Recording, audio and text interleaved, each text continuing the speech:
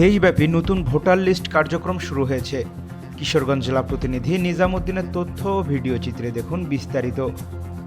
সারা দেশে বাড়ি বাড়ি গিয়ে ভোটার তালিকার কার্যক্রম শুরু হয় গত 20 জানুয়ারি থেকে।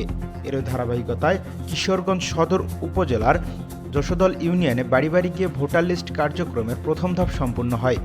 পরবর্তীতে 10 ফেব্রুয়ারি দ্বিতীয় ধাপ বায়োমেট্রিক্স, ফিঙ্গারপ্রিন্ট ও চোখের আইরিশ দিয়ে ভেরিফাই ও শনাক্তকরণ কার্যক্রম শুরু করে স্থানীয় নির্বাচন কমিশন। আমরা যশোদল ইউনিয়নের চেয়ারম্যান ইমতিয়াজ সুলতান রজনের কাছে জানতে চাই, পূর্বে যেসব এনআইডি কার্ড রেজিস্টার করা হয়েছে কোনো না কোনো জায়গায় ভুল রয়েছে, এই বিষয়টি তিনি জানেন কিনা।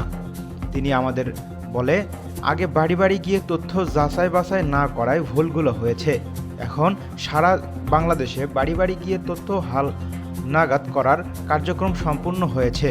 আর আজকে এখানে বায়োমেট্রিক্স ও চোখের আইরিশ দিয়ে পরের ধাপ সম্পূর্ণ হওয়ার পরে এনআইডি কার্ড হবে। এবছর থেকে আর কোনো এনআইডি কার্ডে ভুল হবে না বলে জানান।